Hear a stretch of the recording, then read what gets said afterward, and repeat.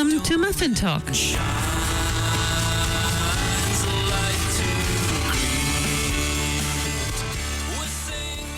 Kia ora and welcome to Muffin Talk. This program is brought to you by the initiative Titipounamu, Study and Joy. My guest today is Dr. Joe Grayland. Kia ora, Joe, and warm welcome, haere mai to Muffin Talk. Thank you very much, Beata. Dr. Joe Grayland is an assistant lecturer in the Department of Liturgy at the University of Würzburg in Germany. He has been a priest of the Catholic Diocese of Palmerston North in New Zealand for more than 30 years. While in Palmerston North, he wrote a column called Pastor's Desk, Liturgical Formation and Celebration. Father Joe, you have recently published a new book with the title Horizons, Essays on Synodality, Liturgy, and Global Catholicism. What made you write this book? Well, Beata, lots of things have been changing, and I had the privilege of a one-year sabbatical at the University of Tübingen in 2023, and it went into 2024, and that's where I was writing most of this.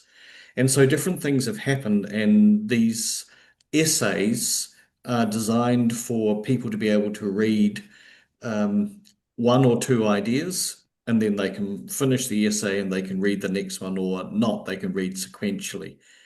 So there were some things, part of it was to look at some of our critical horizons, reacting to and also being threatened by. And so some of them are around the chaos of politics at the moment and the polarization that we see within our societies. And so I look at that and I write a little bit about the nature of crisis.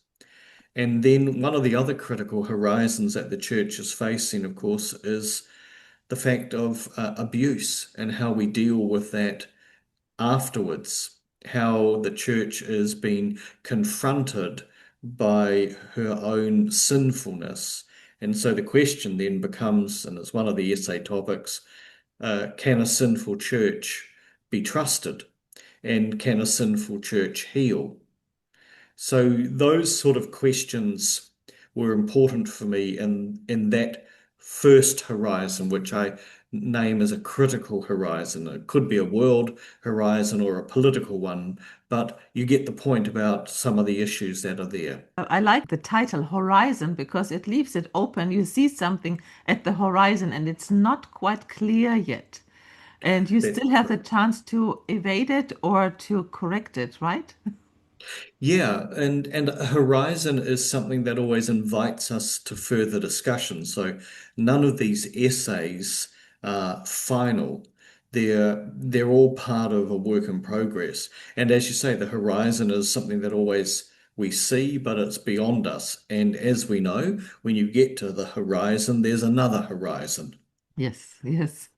And it also reminded me of when Brother Kieran used to talk a lot about the prophets and say the prophets would say something that is at the horizon, but God had sent them before things went wrong.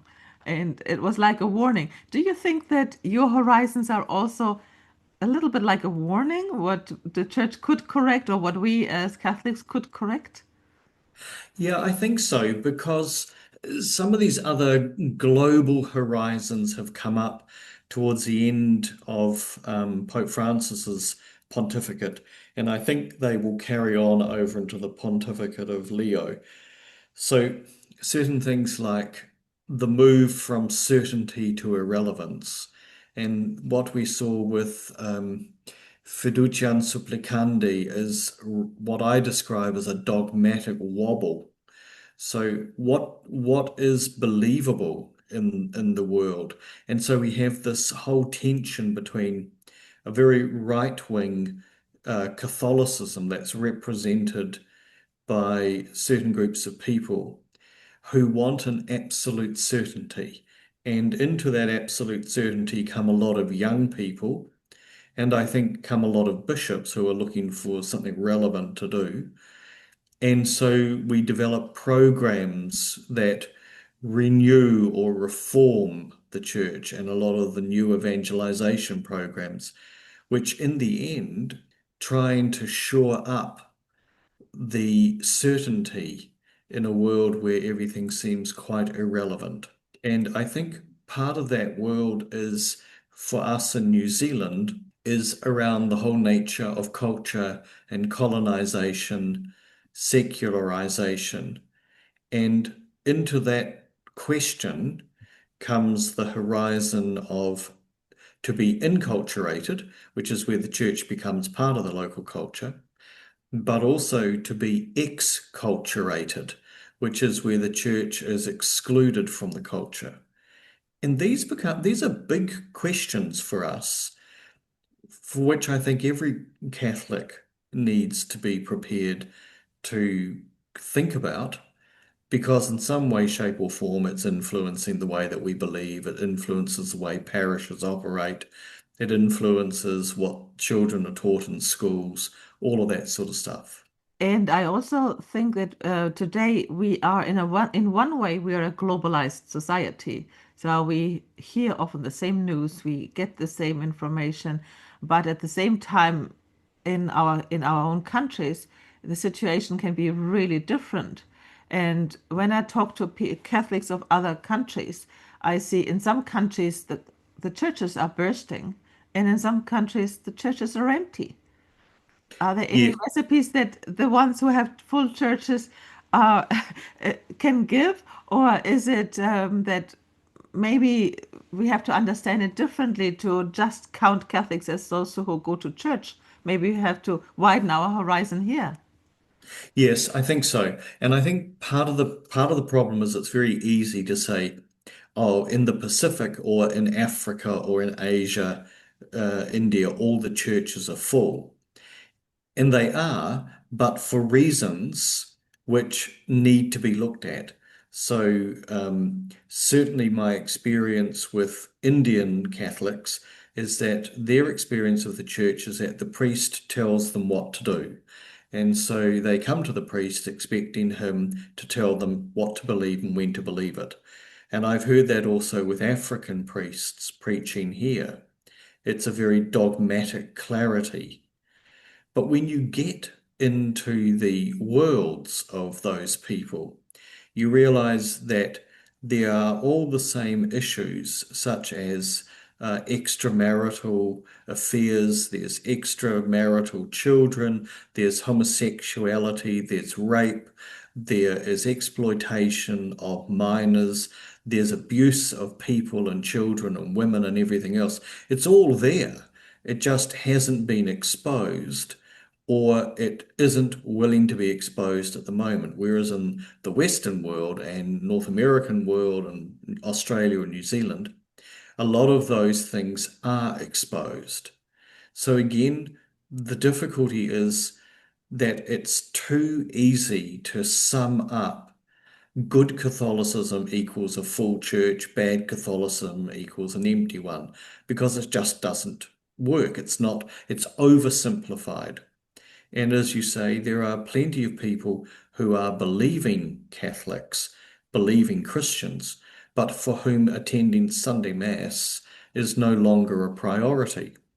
That becomes a problem, because then you have to start asking, what is going on with the structure of our worship? And some people will argue Vatican II destroyed it all. Let's go back to the smells and the incense and the mystery, whatever that is, and the nostalgia of the 1950s. And then others will say, no, let's change the whole thing and make it so human focused and centric that we can get rid of clergy, we can get rid of all of this and replace it with a different sort of structure. And in both of those extremes, there is a lie being told, and there is an unwillingness to deal with some of the deeper issues and to deal with the complexity of not understanding what's going on around us. And I think part of the problem is that, as you say, we are so interconnected via media that we are consumers of a lot of information, but we don't have a lot of time in order to clarify our thinking about it. Plus, we don't actually know all the time if the information we are receiving is actually correct, if it's good or if it's valuable, because the algorithm is the thing that is feeding us the information. So, in all of that context, these horizons are around a complexity. I don't want to oversimplify them, but I think these essays there as reflection points for other people. But in a way, the going to Mass is an invitation. So you are invited to come to the Lord's table, isn't it? And Yeah, when you think of you're being invited, most of the time people say, "Oh, that's wonderful. I'm honored, and I go to because I'm invited." But it just doesn't mean that you are forced to go. And I think that's where the invitation has to be so relevant, so important that nobody would like to turn away the invitation. That's how that's you right. could get a full church where people are actually deciding they want to be there. Yeah, and I think this is part of it. One of the issues that I see continually as a liturgical theologian is that the majority of people, when they start talking about liturgy, in fact, don't know what they're talking about. And when you press them, they're not talking about liturgy, they're just talking about rituals, or they're talking about elements of ritual, like a song or a procession or a color or the vase, of flowers or whatever. And all of that is important as an element within a ritual, but those rituals aren't liturgy itself. And so part of the issue I think that we face in the church is, again, it's around how do we worship, and how do we worship in a sense of being unified across the church, but at the same time worshiping in local, cultural, unique ways.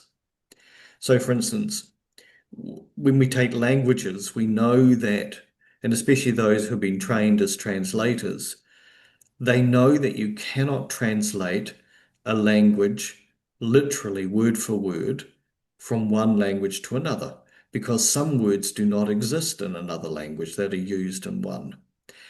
And so, therefore, you have to translate the sense. And so, I think that's where the challenge is in terms of making the invitation. And then the next thing is how do we keep the celebration of the Mass, especially on the sacraments, the other sacraments as well, as invitations from God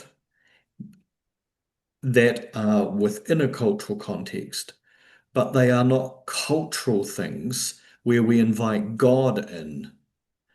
And I think part of this problem with a lot of the way that we celebrate is that our understanding is not that we are there to thank and praise God and to worship God, but we are there in some many ways to worship ourselves so that it doesn't matter whether people are on the left or on the right of the debate. The worst thing is that what is driving their understanding of worship is the things that they want to do and the things that make them happy, the music that makes them happy, or the fact that the priest is facing the altar or facing the congregation makes them happy. And that in the end doesn't invite anybody into anything. It's really becomes then a a sort of a confrontation so that the person says, this is what I want to happen. You come and join in it and become part of it, and we will like you. Or you don't like it, you go away and we won't like you. And, you know, it's a very complex world that we're in. I've written it in a more popular style, so it's less academic than what I've written before. And I've hopefully that I made it approachable. I mean, that the test will be the people who read it, of course. But it's anybody in a parish or even a priest who might be interested in what's going on around him in the church. It might be for bishops who are interested, but it's really for people who are reflecting on where the church is and where they are in their question about the validity or the necessity of the church. It's really, again, a set of horizons and reflections that I hope people will be able to read and think about and then draw their own conclusions. Thank you so much, Joe. That's really interesting, and I'm looking forward to reading the book. And Mhm. let's see if people are also giving you feedback so that you know what other opinions, other experiences, and Mm. because as it's written in English, it's easy for many countries to promote this book. Yeah, Thank so you. I hope that people will read it, and if they want to contact me at the university, that'd be great because it's an ongoing conversation. Yes, absolutely. Because as Yeah, you said, the horizon, when we think we've reached the horizon, the next horizon is there. it's always there. That's right. Yes. It's Okay. like the picture behind me is of Wellington Harbour, and so it's taken from a house that I once lived in. And there, the horizon are the mountains, but over the mountains on the other side is the Wairarapa. And beyond the Wairarapa, there's the Pacific Ocean. And beyond that, there's the rest of the world. I mean, Yes. that's the idea. Okay. Thank you so much, Joe. My pleasure.